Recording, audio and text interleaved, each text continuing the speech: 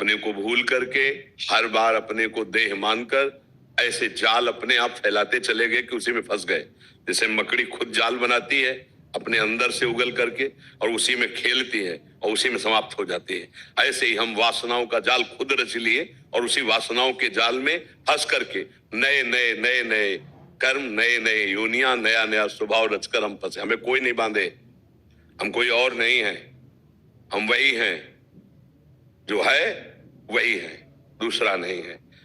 ये केवल 1 करोड़ घड़े रख दिए जाएं तो 1 करोड़ सूर्य नहीं उसमें दे, सूर्य का प्रतिबिंब दिखाई दे रहा है, सूर्य एक ही है। 1 करोड़ घड़े नष्ट हो जाएं तो सूर्य पर कोई फर्क नहीं पड़ता, वो प्रतिबिंब केवल नष्ट होते हैं। ये घड़े हैं, इनमें जो पावर है वो एकमात्र परमात्मा तत्व है।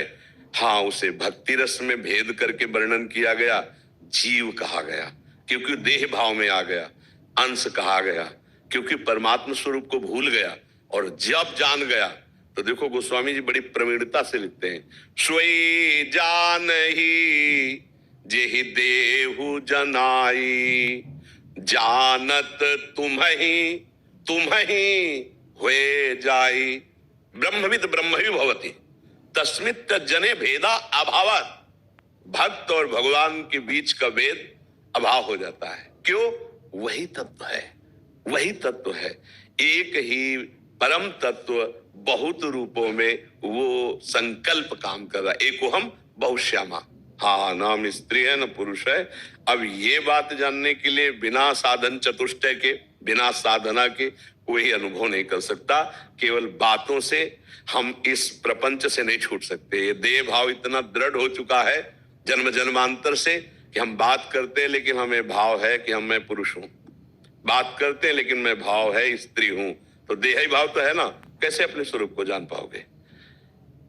कई बार वर्णन किया है कि देखो heater, fridge, cooler, AC, light, रेलगाड़ी और भी बहुत सी, लेकिन बिजली सब में एक है। वो यंत्रों के प्रभाव से अलग अलग दिखाई देती है, तो बिजली अलग नहीं हो गई। कहीं हीट पैदा करे, कहीं शीतलता पैदा करे, कहीं रफ्तार पैदा करे, कहीं पानी निकाल, बड़े काम उसके हो रहे हैं, लेकिन पहचानने वाला एक ही शब्द बोलेगा, बिजली है, बिजली है। अगर वो पहचान नहीं आता तो कहेगा कि बिजली तो ठंडा करती है फ्रिज में, ये हीटर में आग कैसे पैदा कर, बिजली कैसे हो सकती है? ऐसे ही एक ही बिजली है, धर्मात्मा और दुरात्मा। ये 2 बाहरी करण हैं जिनके कारण क्रियाएं एक अनुकूल एक प्रतिकूल दिखाई दे रही, लेकिन उनमें जो समतुल परमात्मा तत्व है वो वही है। इन सब घड़ों में एक ही सूर्य चमक रहा है, दूसरा नहीं चमक रहा। जब खोजने चले, जब मिला तो खोजने वाला नहीं रहा। बस इतनी बात समझो, ये गूढ़ विषय परमार्थ। जब मैं था तब हरि नहीं और अब हरि है, मैं नहीं। बस खत्म, खेल। अब खेलो, अब उसी को सखा मान के खेलो, उसी को गुरु मान के खेलो, उसी को पिता मान के खेलो, उसी को स्वामी मान के खेलो, जो चाहो अब खेलो। उसी खेल में आ गए, सच्चिदानंद वपुर, सच्चिदानंद खेल। अब कोई परेशानी नहीं। क्या है, प्रकृति के खेल को अपना मानकर प्रकृति के खेल में खेल रहे, इसलिए लगता है कहां मैं वो हो सकता हूं। ऐसा लगता है ना, जैसे गांव में एक कील ऐसे उठाई जाए और ऐसे फेंकी जाए तो गिर जाएगी ना। कहा जाए जिस धातु का एक कील है, ऐसे ही एक मकान जैसा बनता है हवाई जहाज, और वो हवा में उड़ता है। मानेगा कोई? कील उड़ा के दिखाओ, अगर कैसे समझ में आएगा? जब वो देखेगा और विज्ञान को समझेगा तब समझेगा कि ऐसे नहीं, इसमें काफी आदमी बैठते हैं, साथ में एक पूरी सवारी बैठती जैसे बस में, और वो हवा में उड़ता है। आप विचार करके देखो, ऐसे लगेगा कि एक जीव जो मलिन आचरण कर रहा है वो भगवत स्वरूप कैसे हो सकता है? कैसे हो सकता है? भगवान तो सूर्य, चंद्र, आकाश, पृथ्वी, जल, ये सब पैदा करने वाले, भला वो कैसे हो सकता है? वो वही है। इस घड़े के भेद के कारण तुम नहीं समझ पा रहे।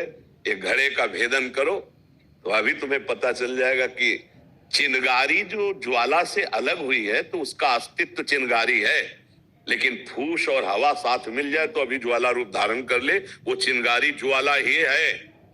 उस चिनगारी को चिनगारी मत समझो, ज्वाला ही है, पर अनुकूल वायु मिले। ऐसे ही जो आप हैं वही आप हैं, जो आप हैं वही आप हैं। ज्ञान ना होने के कारण अज्ञान की धरा में हम अपने को बांटे हुए भेद में, मैं स्त्री मैं पुरुष, ये अच्छा ये बुरा, इसी का नाम अविद्या है, माया है। और जब ज्ञान प्राप्त हो जाता है या भगवत प्रेम प्राप्त हो जाता है तो इष्ट के सिवा, आराध्य देव के सिवा कुछ नहीं बचता, मैं भी नहीं बचता। भक्ति में ब्रह्म नहीं, माया नहीं, नहीं जीव नहीं काल, अपनी सुध ना रहे, एक रहे नंदलाल, एक आराध्य देव। ज्ञान में अन्य सब खो गया, मैं केवल बचा। अहम ब्रह्मा, शुद्ध ब्रह्म मैं, वो अनुभव में ये केवल माया शब्द निकलता है, अहम माया शब्द है, वो मैं केवल है। अभी बड़ा गूढ़ विषय, नाम जप करो, अच्छे आचरण करो, सत्संग सुनो, अपने परिवार को भगवत स्वरूप मानकर उनकी सेवा करो जैसा धर्म पूर्वक है, तो आप अपने आप जब हृदय पवित्र होगा तो अनुभव में आने लगेगा मैं कौन हूं, मेरा कर्तव्य क्या है। पहले भजन करो, भजन के बिना समझ में नहीं आएगा। आचरण जिसके अपवित्र हैं, विचार जिसके अपवित्र हैं, वो कभी जान ही नहीं सकता।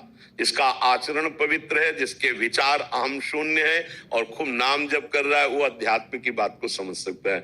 अब ये कोई ऐसी खाने पीने वाली चीज तो है नहीं प्रकट में कोई उदाहरण देकर पवा दी जाए। अनुभव गम में भजे जय संता, तत्व का अनुभव करने के लिए पहले साधन भजन किया, बड़े बड़े महात्मा जन जैसे कर रहे हैं। ऐसा नहीं कि गृहस्थी में नहीं हो सकता है, उसका सिद्धांत अलग है।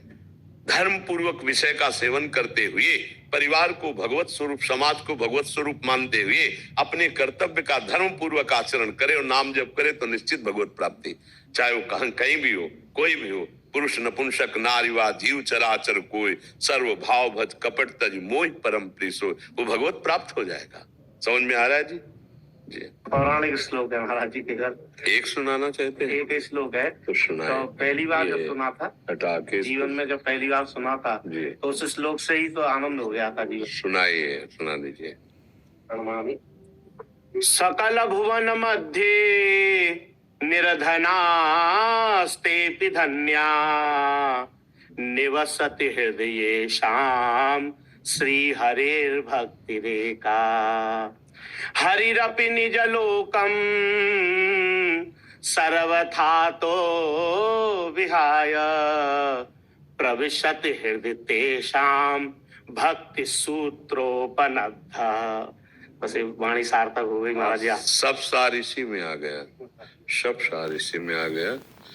और सतरति सतरति सा लोकांतारेति, देखो भगवान उसके हृदय में प्रकाशित